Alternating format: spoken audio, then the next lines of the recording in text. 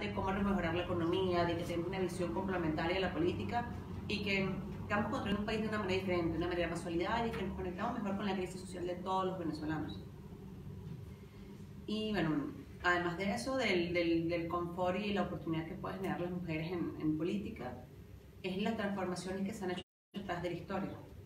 Las mujeres siempre han marcado la pauta en un desarrollo político de cómo va a ser la educación, cómo es el trabajo, y no han limitado solamente el espacio de la sociedad civil. No tenemos que quedarnos cuando nos digan, no, es que mi parte es una ONG, en una sociedad civil, tienes una idea muy buena, pero quédate ahí. No tenemos que quedarnos, nosotros podemos contestar cualquier partido que tengamos. Aquí en Argentina tienen muchas mujeres en partido con altos cargos que ellas llegaron, pero si debemos apoyarlas para que más podamos llegar a esos espacios, para que ellas no se queden solas, para que nunca vengan esos golpes que siempre van a haber, esos golpes sexistas de que se hizo algo, que dijo algo. No, tenemos que limitarlo en un tema de que las mujeres, igual que el hombre, pueden cometer errores o no, pero tenemos el empoderamiento político y tenemos un gremio y un apoyo consolidado a lo que tenemos que hacer. Porque si nos apoyamos entre todas, construiremos mucho más espacio el día de mañana. Y construir más espacio el día de mañana, donde cada uno de ustedes puede llegar a un cargo de poder, se puede acordar de la historia o la anécdota de cada uno de estos países, que el día de hoy tiene dictadura, que el día de hoy no puede, tiene miedo a que se puedan perder las oportunidades y que pueden ser la voz viva de lo que pasa en cada uno de nuestros países. Que no solamente es un tema de género, es un tema de violencia, es un tema de violación absoluta de los derechos humanos. Y bueno, para eso le damos la palabra a Dixie, que es el país que en estos momentos necesita más ayuda en todo el continente. Muchas gracias, Ana Elena. Bueno, buenos días a ustedes, gracias por estar aquí. Realmente venir un sábado a esto significa que efectivamente tienen una voluntad de participar en este proyecto que se llama Cultura Democrática, que por su nombre claramente es construir y avanzar en un cambio cultural y afianzar un régimen que permite libertades. Ana Leymar y yo somos víctimas de unos regímenes donde no tenemos espacios de libertad. Y no tenemos espacios de libertad porque no importa qué bandera tenés, que lo único que a ellos les interesa es que seamos subordinados de sus proyectos políticos, seamos subordinados de sus intereses. Y esa es la historia que yo les voy a contar, la historia de Nicaragua. Mi nombre es Edipcia Dubón, yo soy economista, tengo una maestría en ciencias políticas. En el año 2011 fui electa para ser diputada en la Asamblea Nacional de Nicaragua por una alianza política que se conformó como un bloque prácticamente opositor frente a lo que nosotros veíamos construirse, que era una dictadura en ciernes. Y aquí está Marta Gaba, que no me va a dejar mentir. Ya en el año 2008 ella, una ciudadana argentina, fue víctima de la represión política del régimen de Ortega, simplemente porque iba a Nicaragua a dar charlas sobre nuevas tecnologías y cómo esas nuevas tecnologías podían empoderar a los jóvenes para luchar por la democracia, para construir nuevos liderazgos, para articularse con otros y enfrentar las dificultades que en un país como el de Nicaragua, que es pequeñito, tiene 130.000 kilómetros cuadrados. Ayer nos reíamos un poco en el sentido de que es del tamaño de Córdoba, con 6 millones de habitantes, cuando Córdoba tiene 2 millones. Algo así nos decía ayer el señor que nos trasladaba en el taxi. Entonces, ¿cómo un territorio tan pequeño, tan poblado, es dominado por dos personajes, el presidente y su esposa, que es vicepresidenta de la República? Esta historia ustedes ya la conocen porque la vivieron en su vida, en su historia del país. Esto ha significado para los nicaragüenses no solamente el desmantelamiento de los valores morales de nuestra sociedad por la imposición a sangre y fuego de un modelo político que pretende erigirse alrededor de estas dos figuras y que paso a paso, desde su día número 1 en el año 2007, ellos empezaron en un proceso de desmantelamiento continuo de los estamentos de la democracia representativa. Hicieron 5 fraudes electorales en 11 años. La representación de los electos, violaron todos los derechos de los electos y de los electores. no solamente a nivel parlamentario, sino a nivel de alcaldías, a nivel de concejales. Desmantelaron el sistema de partidos, inhibiendo la participación de partidos políticos, proscribiéndolos prácticamente, quitando la representación de autoridades legítimamente electas para ejercer esos cargos. O sea, yo en 11 años vi paulatinamente cómo se venía construyendo este modelo, y durante esos 11 años nosotros estuvimos denunciando y compartiendo las preocupaciones de lo que veíamos que iba a suceder en Nicaragua. Este régimen se afianzó gracias a la cooperación solidaria del gobierno de Venezuela. Solidario nosotros. Cuba, un poquito. De alguna manera esta cooperación significó 4.500 millones de dólares, lo que está registrado en el Banco Central, que fue utilizado de manera fuera de las arcas del Estado, sin ningún tipo de control, permitiendo al régimen constituir un holding empresarial que le permitió tener no solamente poder político, sino también poder económico, y establecer una serie de alianzas y con sectores de la élite económica de nuestro país que decían, bueno, ok, si ellos pueden avanzar por ahí y nosotros podemos avanzar por aquí, pues no hay ningún problema, y ahí que los demás vean cómo resuelven su vida, ¿no? Y los primeros pactos de la fiesta fuimos los políticos decentes, porque yo quiero decir que parte de estos regímenes a lo primero que apuestan es a desmantelar el concepto de la política y del servicio público, y a querer meternos a todos en el mismo saco, que todos somos corruptos, que todos no tenemos valores y que no representamos los verdaderos intereses de la sociedad, para así ellos poder cabalgar tranquilamente sin ningún tipo de cuestionamiento. Y esa es la primera batalla. Yo creo que en estos regímenes la primera batalla es la batalla de las ideas, la batalla de los valores, y cómo preservar la fortaleza moral para poder continuar luchando en espacios reducidos de democracia, en espacios reducidos de libertad, y sobre todo cómo poder darle a la gente esperanza, porque esa es la segunda cosa en la que ellos apuestan, a que los ciudadanos pierdan la esperanza de que pueden tener un país distinto y se conformen con que lo único que existe es corrupción, que lo único que existe es pobreza y la dependencia de ellos para poder vivir mejor. O sea, para nosotros el planteamiento de Ortega es que con Ortega los nicaragüenses podemos tener estabilidad, sin Ortega es caos. Prácticamente, o sea, el rey soy yo, el sol soy yo, todo funciona alrededor de su pensamiento y de su voluntad de construir un país, como que si los demás fuéramos muñecos, ¿verdad? Que no tenemos ni voluntad ni capacidad de construir absolutamente nada.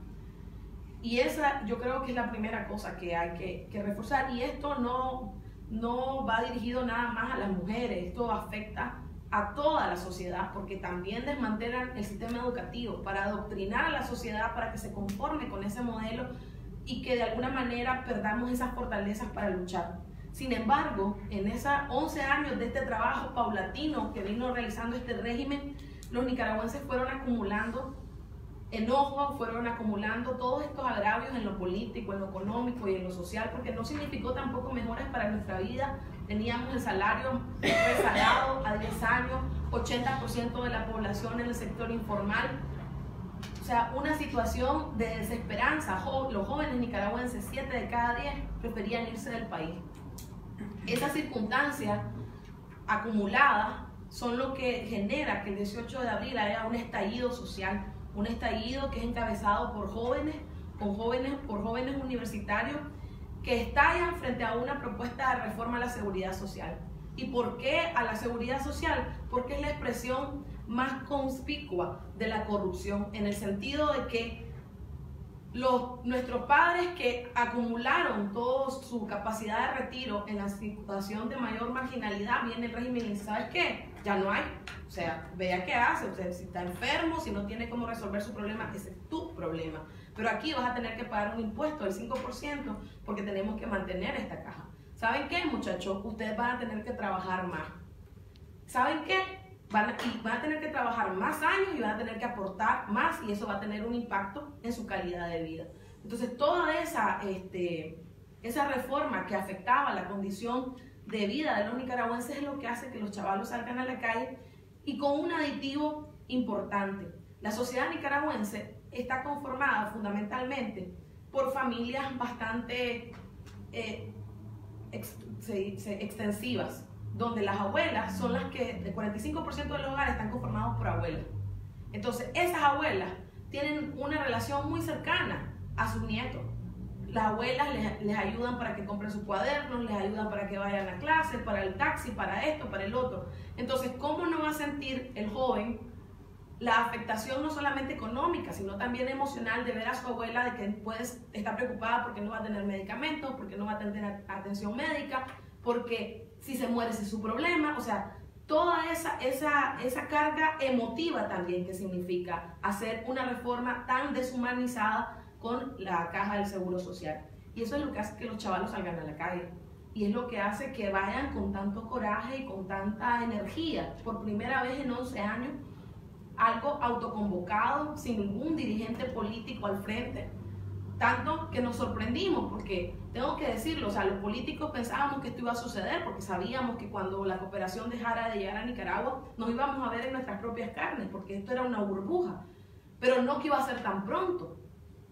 Y cuando estos chavalos van a la calle, lo que reciben del régimen es represión.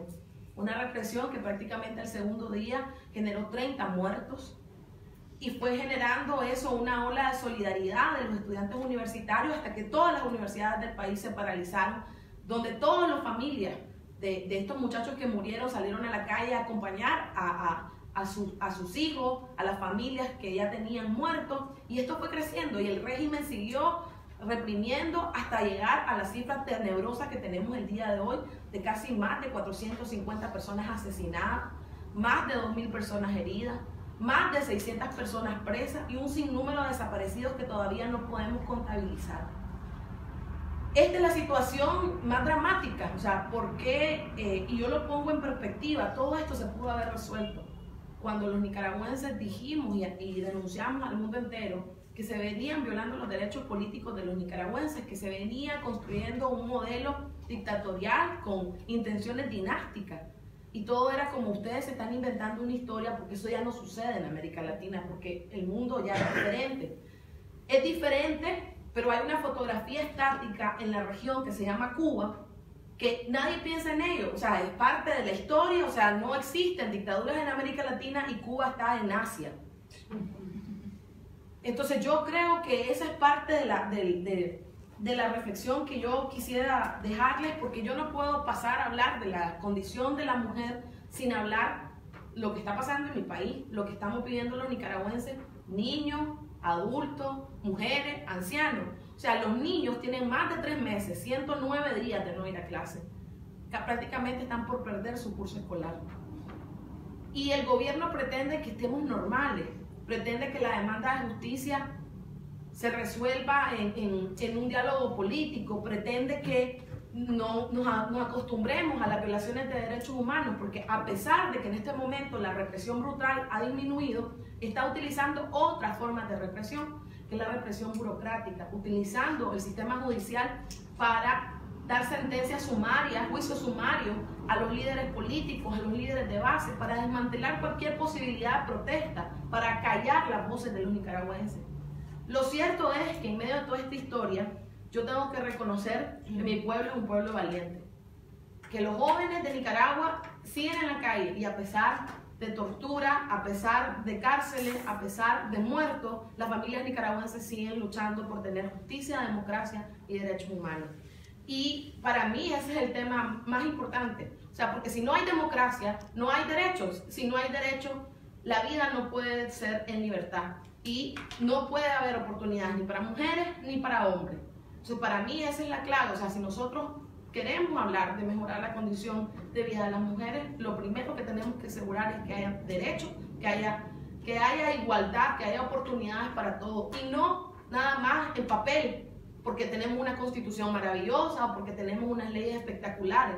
Es que realmente hay un ejercicio real de la implementación de esas leyes, que haya realmente Estado de Derecho, porque si no, entonces todo es papel mojado.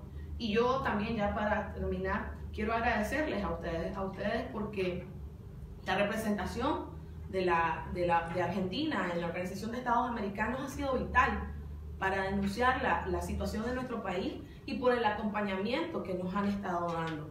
Pero también es importante que ustedes como ciudadanas y el joven nos acompañen en la denuncia, que hayan gestos de solidaridad real, aquí hay poquitos nicaragüenses, pero están movilizándose, están haciendo cosas, y yo creo que necesitamos el apoyo de ustedes para que no seamos otra ola migratoria como la de nuestros hermanos venezolanos, aquí atiborrando sus tierras, atiborrando sus trabajos o su vida normal. O sea, nosotros no queremos, ni los venezolanos, ni los nicaragüenses, ni los bolivianos queremos irnos de nuestro país, queremos seguir en nuestros países.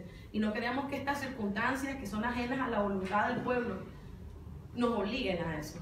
Entonces yo les agradezco y espero poder continuar conversando con ustedes. Y dejo a Marieta Colanzi. Muchísimas gracias, Edipcia. Para nosotros, Edipcia es un ejemplo de mujer. Solo que ahora ya nos toca a los países que no están en una situación tan grave, espero no contagie. Para eso es que se está luchando. Mi nombre es Ana Marieta Colanzi, de Bolivia. Considero que de alguna manera en la situación en Bolivia hay dos condiciones muy importantes que permiten que la mujer ahora tenga la oportunidad de ser la protagonista. Uno, que esas dos condiciones están justamente aquí al frente en estas pañoletas. Las pañoletas, ustedes más que todos saben todas las derechas que tienen con las pañoletas, nosotros también tenemos una pañoleta, pero el significado, obviamente es más de lucha. En el lado derecho es el tema de toda esta situación de la pelea que se está dando por la defensa del 21F. En realidad, primero de la Constitución, porque la Constitución no permite que más de 2 veces se pueda repostular un candidato.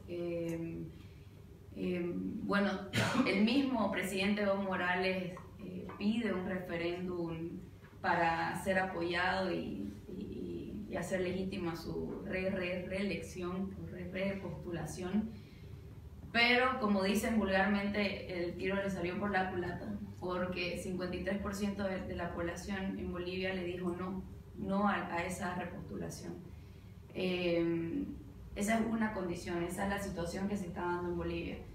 Pero la gran esperanza y la gran oportunidad para las mujeres es que de manera espontánea se van dando estas uniones de mujeres, y por eso es la otra gran condición y esperanza para mí es grupos de mujeres como lo es Resistencia Femenina, que es justamente el ERF, que tenemos a 2 grandes representantes de Resistencia Femenina acá, que gracias a Cayetana y a Mica han podido asistir acá para mostrar toda la lucha que ellas han tenido a partir de justamente esto. Para mí estas son las 2 condiciones. ¿Por qué el tema de las mujeres? Porque en la Constitución Política del Estado, y a partir de la nueva Constitución Política del Estado, a partir del 2009 en Bolivia, se da la oportunidad de que se dé la ley electoral, donde nosotros tenemos paridad. Nosotros tenemos el 50% de nuestro Congreso está conformado por mujeres, pero lamentablemente esa conquista quedó totalmente invisibilizada después. No existe una agenda común en temas de género, no se habla más, no hay un compromiso de parte de mujeres. Es más, es hasta sorprendente cuando de repente una legisladora en Córdoba nos menciona de que ella tiene contacto con diputadas en Bolivia y nosotros ni siquiera sabemos el nombre, cuando nos menciona el nombre. Entonces, y Bolivia es pequeño, o sea, prácticamente todos nos conocemos, pero relativamente, pero es impresionante cómo personas del mismo Santa Cruz, pero yo soy de Santa Cruz, no soy de La Paz, no conocía a esas 2 diputadas. Entonces, creo que ha quedado en segundo plano la lucha por los derechos, la defensa de la mujer, pero todavía hay esperanza. Nosotros tenemos 1 año y medio de mucho trabajo, de arduo trabajo, y en eso está Resistencia Femenina y muchas otras agrupaciones ciudadanas que se está tratando de poder evitar que por lo menos se repostule Evo Morales. En caso de que pasara, la lucha no termina ahí. Se tiene un proyecto por el lado de, por lo menos, de Resistencia Femenina, de ser un instrumento político. Nosotros le llamamos instrumento político, pero en realidad viene a ser lo que es un partido político, ser un partido político. Entonces, ahí coincidimos muchísimo con el proyecto de Mujeres por la Democracia, porque se pretende llegar al poder para cambiar las cosas. La visión de Resistencia Femenina es justamente poder establecer una cultura democrática que, más que todo, para nosotros la democracia no es un tema solo de representatividad, ya la tenemos la representatividad, no queremos avances solamente cuantitativos, sino cualitativos, y es justamente que haya el compromiso de parte de estas mujeres que están en el cargo, no solo llegar al cargo, sino seguir luchando por las mujeres, y más aún ahora por la democracia en Bolivia, para evitar llegar a la situación de Nicaragua, llegar a la situación de Venezuela. No puede ser de que teniendo países tan cercanos, nuestros prácticamente vecinos, y no nos sorprenda la situación. O sea, ellas nos comentan todo lo que sufren, y que nosotros no seamos solidarios con nuestra propia gente y podamos evitarlo. Entonces, justamente ese es el enfoque que tiene Resistencia Femenina, y otras agrupaciones con las que se van a trabajar y se están trabajando, que es de prevenir. Y bueno, eso es más que todo. Estamos las tres dispuestas a cualquier consulta y poder hablar más de Resistencia Femenina con ustedes. Muchas gracias. Bueno, pues es un gusto para mí estar con ustedes el día de hoy. Yo soy Aurora Espina de México, y bueno, podríamos decir que pues México es una democracia, que no se necesitaría hacer gran cambio, que pues hay muchos avances en lo social, en la ley. Pero bueno, la realidad es que creo que el problema que enfrentamos democracias como la argentina, como la mexicana, es que damos muy por sentado las cosas, ¿no? Creemos que la boleta electoral va a estar ahí esperándonos siempre, y que siempre vamos a tener derecho a votar, cuando se nos olvidan, por ejemplo, en el caso mexicano, la lucha histórica que se hizo para lograr que cuando se llevaron a cabo las elecciones no fuera la Secretaría de Gobernación la encargada del conteo de votos, o que pudiera existir una credencial para votar donde estuviera la fotografía de cada ciudadano con la información de cada ciudadano, para garantizar que efectivamente cada persona fuera igual a un voto, ¿no? Y son cosas que a generaciones más jóvenes quizás ya no nos tocó vivir como tal ese recorrido y esa lucha histórica que se vivió desde la propia ciudadanía y la propia sociedad civil, que exigieron estos cambios y que se vieron reflejadas directamente en la evolución del texto de la ley para transformar las propias instituciones y la propia cultura como tal. La democracia mexicana es una democracia que sigue en proceso de desarrollo. Nosotros logramos una alternancia por primera vez en la historia en el año 2000, ¿no? Nos había gobernado por más de 70 años el mismo partido político, que en varios estados de la República ha sido el único partido político que ha gobernado históricamente. O sea, están en algunos estados de la República por cumplir 100 años, siendo el mismo partido que ha gobernado todos los procesos de gubernaturas. Entonces, el reto ahí es cómo construimos ciudadanía, cómo fomentamos esta cultura democrática y cómo transformamos pues, la manera de participar y de insertarnos dentro de algo del que es necesario que todos participemos, porque al final de cuentas nos afecta en el día a día, y creo que es una brecha que tenemos que romper como ciudadanía, y los políticos pues están muy allá, y la pregunta es, bueno, ¿y de dónde vienen los políticos? De la sociedad civil. Entonces, pues qué mejor que nosotros como sociedad civil nutramos a la clase política, nutramos a las estructuras del gobierno y podamos mejorar de esa manera.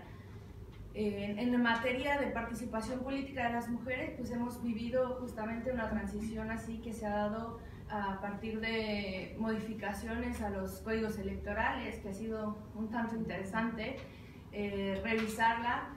primero, digamos que quedaba en el Código de Procedimientos Electorales la expresa necesidad de que los partidos fomentaran la participación política de las mujeres, pero al final de cuentas pues no obligaba a gran cosa y quedaba a expensas de la voluntad política de las propias estructuras partidarias. Entonces al final no hubo pues un gran efecto.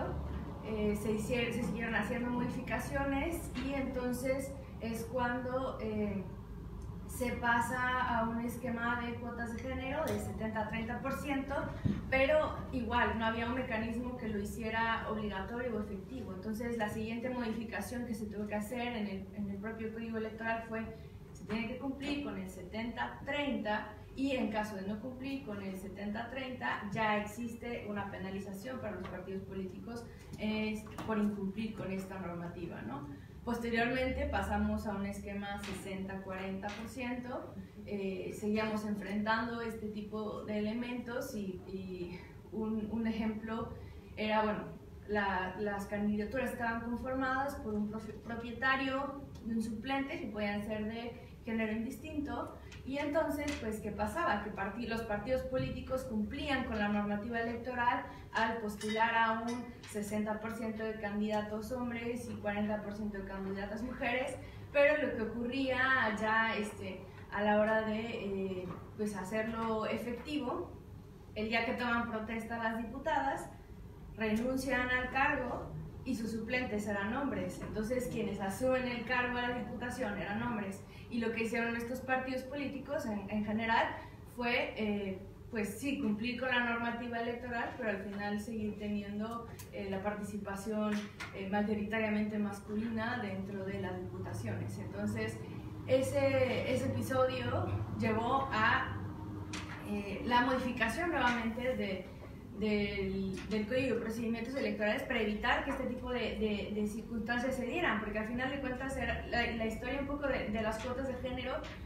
Yo reflexionaba en días recientes que pareciera que es una historia de cómo le damos la vuelta al Código Electoral para evitar salir con penalizaciones y multas, y al final creo que es algo que compartimos en varios de los países de la región, ¿no? ¿Cómo no hacemos efectivo esto? Porque parece que le estamos quitando a los hombres sus espacios, pero pues en realidad creo que los espacios no pertenecen solo a hombres o solo a mujeres, son de todos. Entonces no sé en qué momento les dijeron a los hombres que solamente ellos podrían ejercer cargos de elección popular, y eso es lo que hace interesante este proceso de inserción de las mujeres en la vida política.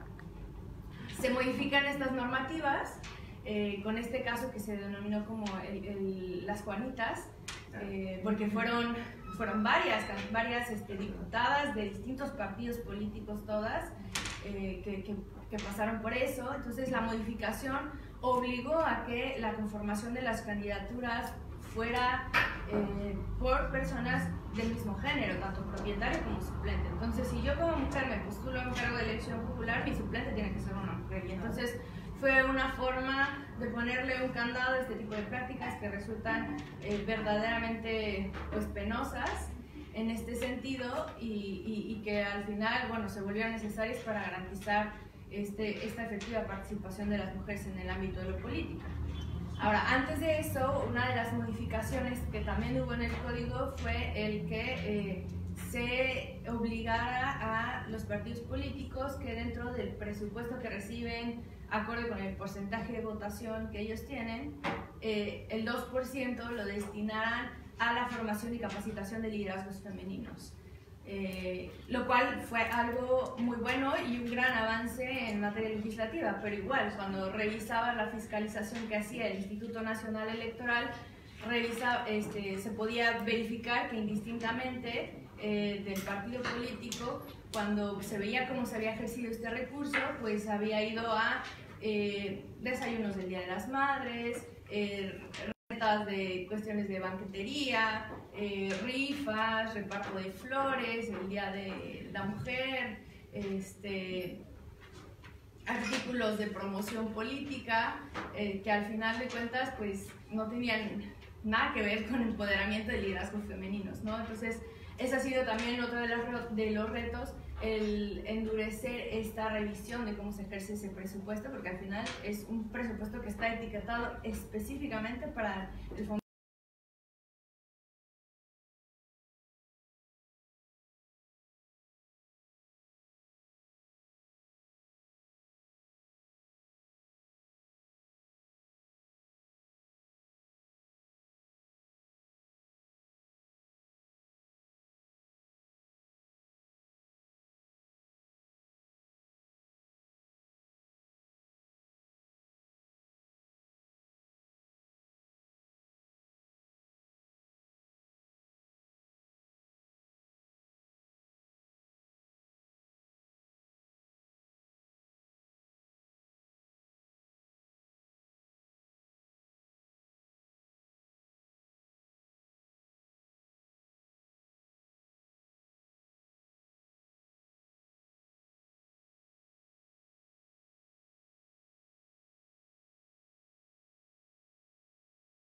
Estuviera prácticamente integrada en un esquema paritario y que de alguna forma se ve traducida también hacia lo local, ¿no?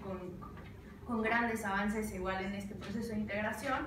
Sin embargo, este tipo de fortalecimiento de la participación y la inclusión de las mujeres en política pues se ha visto traducido en un recrudecimiento de la violencia política contra las mujeres en razón de género, que al final es algo que compartimos como región y que nuestras hermanas de Bolivia tienen experiencia y que nos han alimentado también mucho en este proceso de cómo generamos estos esquemas para dar atención a estos casos de violencia. En general, este proceso electoral llegó a ser uno violento. Tuvimos más de 100 candidatos, precandidatos que fueron asesinados. En el tema, sí,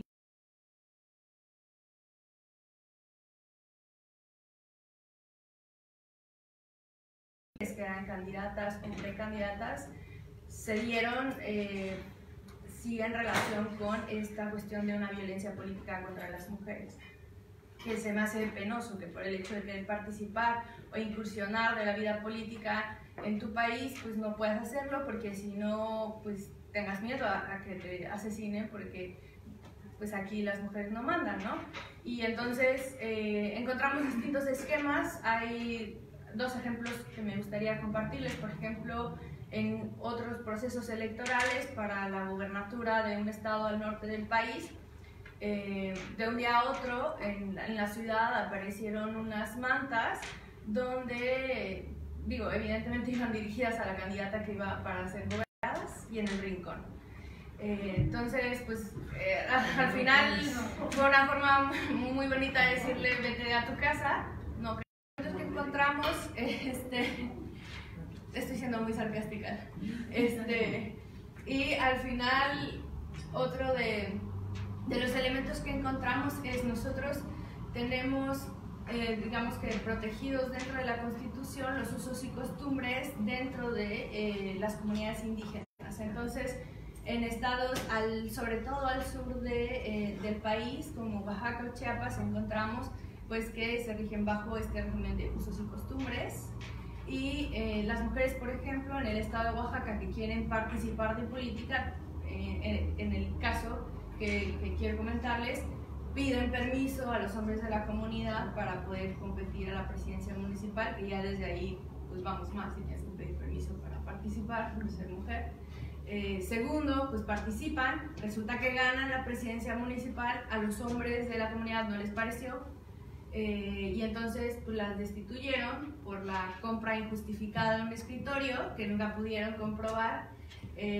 A Evitelia Pacheco, que era la tesorera dentro de esta fórmula de mujeres que ganó, la meten presa y después la exhiben desnuda por todo el pueblo para demostrarle a las demás mujeres o escarmentar a las demás mujeres de que pues aquí las mujeres no mandan y pues que si quieres participar pues ya sabes a lo que te atienes, ¿no? Y así en ese tipo de contextos encontramos casos así o más graves que atentan contra un derecho básico universal que es el derecho a votar y ser votado, ¿no? Porque es parte básica de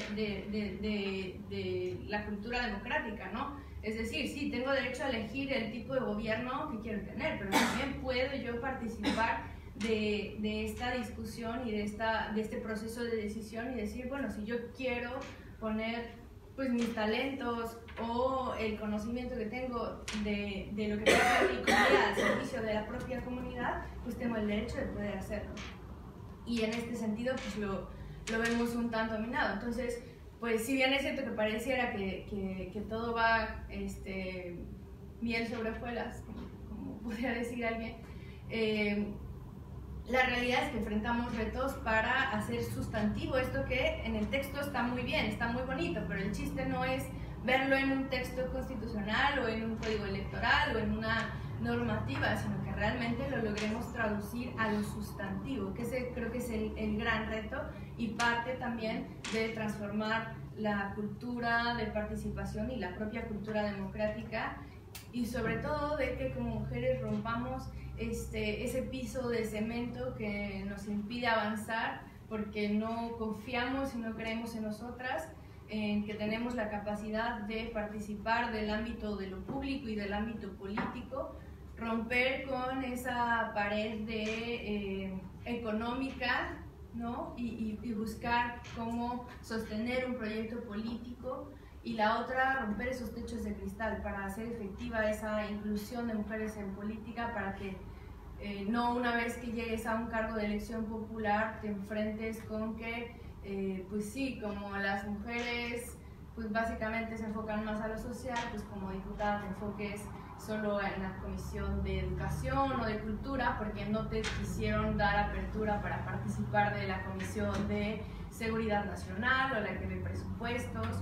O si llegas a estas comisiones, no puedes ejercer como secretaria, como presidenta de esa comisión, porque solamente son comisiones en las que primordialmente participan hombres. Creo que son esquemas que debemos de romper, y sobre todo porque yo insisto muchísimo, es que es importante que en este contexto de cultura democrática insistamos en que para construir sociedad, para generar un gobierno estable, generar un verdadero proyecto de nación, son necesarias la visión masculina y femenina porque se complementan, son distintas, pero justamente la riqueza está en esta diferencia de visiones y de entendimiento de la realidad, y al final necesita completarse para generar una visión y un esquema mucho más completo de lo que debe de ser la construcción de la sociedad y la construcción del Estado. Entonces